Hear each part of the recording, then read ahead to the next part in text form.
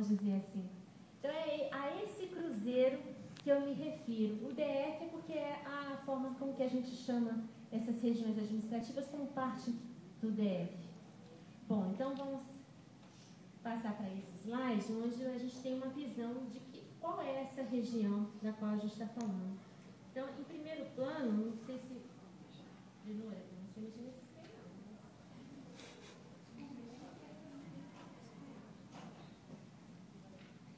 perdão, eu não sou familiarizada com essas tecnologias aqui, mas vamos lá. Então, essa aqui é a região da qual eu mencionei. Cruzeiro Velho, para quem não conhece, né? Cruzeiro Novo, as áreas octogonais e o setor sudoeste. Aqui o eixo monumental, né? Então, é uma região de fácil acesso por grandes vias. E temos aqui também a Équila. Então, é um tecido realmente integrado ao plano piloto. Para fazer uma brincadeirinha, é o sovaco da asa. Quem é que já ouviu falar do bloco pré-carnavalesco, né? O sovaco da asa? Já entenderam por que é. Olha lá, a asa sul. Então, essa área é o sovaco da asa sul.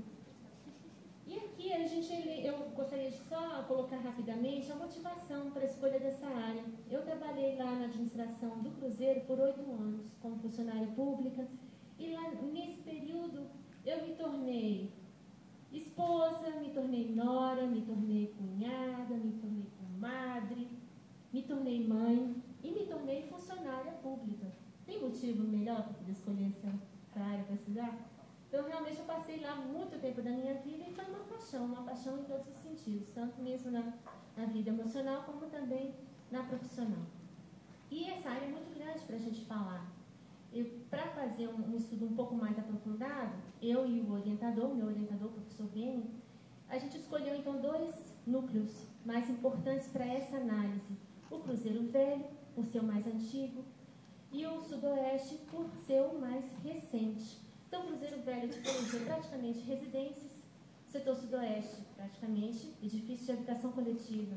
Eles são muito diferentes, tanto no seu tecido urbano, quanto também na sua composição social, né, as suas faixas etárias, faixas de renda que ocupam essa área. Então, esse estudo se propôs a fazer uma leitura desse processo de urbanização dessa região, aliada ao conhecimento e reconhecimento desses grupos sociais que vieram a habitar esses setores, desenhados pelo Estado, todos foram projetados, inclusive os grupos sociais foram meio que escolhidos, porque o núcleo ele nasceu sob uma prancheta e tinha um público-alvo, servidores públicos de baixos rendimentos, servidores públicos de faixa média de renda, e assim vai. Então, a gente vai descobrindo ao longo dessa nossa jornada aqui. E a intenção era que esses dados fossem utilizados no plano diretor dessa área. E, felizmente, é um dos trabalhos que estão listados lá na referência bibliográfica do Plano de Preservação do Conjunto Urbanístico Tombado, do Conjunto Urbanístico de Brasília, né? E, dessa maneira, eu gostaria assim, de ter a voz da Lenora para convidar vocês para uma viagem de mais ou menos 40 anos, mas vai com a minha mesmo. A gente faz uma citação aí dos pensamentos de novelas aí. Vamos em frente, pé na tábua, que a Sapucaí é grande e o tempo ruge. Não sei se vocês lembram de uma novela que tinha mais ou menos isso aí. O Plano Piloto de Brasília, esse é o desenho já bastante conhecido do concurso que escolheu esse plano do Lúcio Costa como vencedor. Já nele apareceu a ideia do cruzeiro, não como nós conhecemos cruzeiro, sim como setor residencial autônomo. Ele também não foi numerado como outros sítios desse plano piloto. Então, conversando com algumas pessoas que estudaram essa área, como ele não recebeu um número, essas 2 pessoas que eu consultei acreditam que esse aqui é o setor residencial autônomo. Nas plantas que se seguiram de detalhamento, o setor residencial autônomo virou vila operária e a destinação era também para funcionários do setor de abastecimento e de indústrias já próximo ali da área, perto da rodovia ferroviária. E, no caso, nessa primeira planta, a população estimada era de 10.000 habitantes.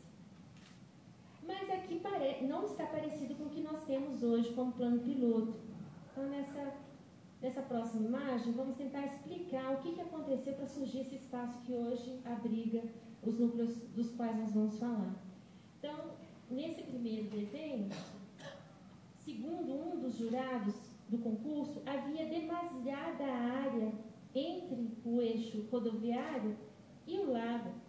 Então, foi proposta uma aproximação ao espelho d'água. Com isso, surgiu um pouco mais de espaço e o emolduramento, que seria hoje a nossa épia, subiu um bocado. Dessa maneira, passamos a ter um espaço considerável que já na primeira planta de 1957 já apareceu o nosso cruzeiro. Então, aqui só para poder tentar ilustrar, esse é o plano do Lúcio Costa, esse já é o desenvolvimento até 87 aproximadamente. Aqui a gente já tem a área que a gente vai falar dela. Então, falando da topografia, são as curvas de nível. A proposta do Lúcio Costa é que esse eixo rodoviário, no cruzamento com o eixo monumental, ele se adaptasse à curva de nível, à própria topografia natural do terreno. Como a gente teve que abaixar, o cruzeiro terminou ficando na área de comeada.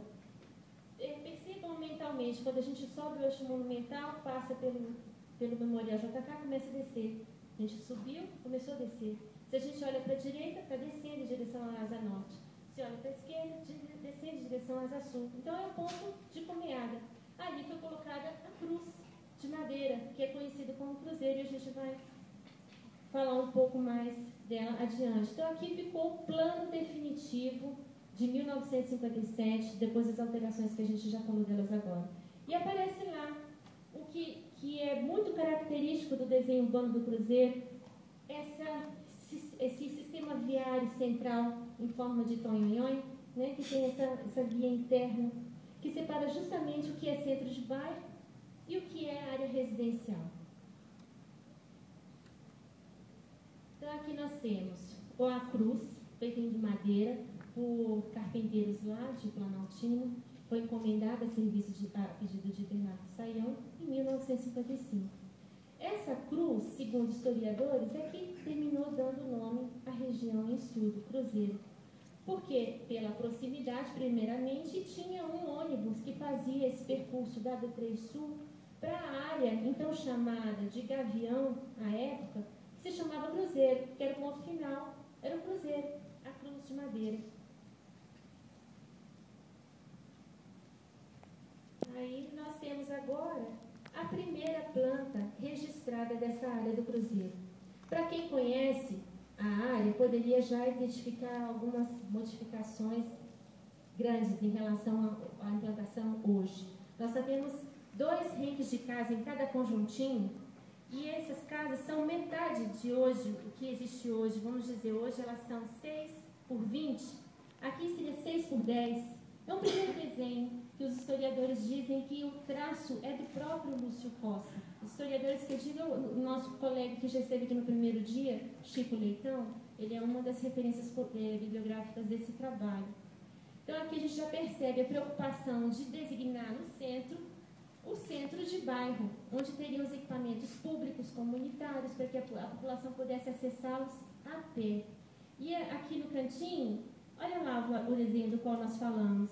E tem o tonhonhon do cruzeiro. Pena que está muito pequeno, não dá para vocês observarem, mas é um desenho característico do cruzeiro velho. É esse sistema viário interno que abraça a área da comunidade, que é o centro de bairro. Então, ao longo dessa via, foram dispostas as quadras. No início, esses renques de casas eram numerados, não eram quadras. Cada renque era um número. Morava na 23, morava na 1. E depois, quando foi criado mesmo como setor residencial econômico sul, que é o nosso Cruzeiro Velho, ele já apareceu como quadras.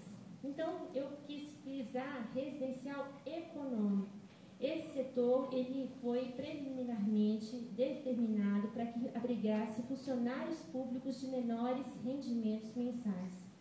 Né? Então, o pessoal colocou mesmo lá longe esse pessoal para morar. Então, é a frase célebre: tudo no início era poeira, mato e barro.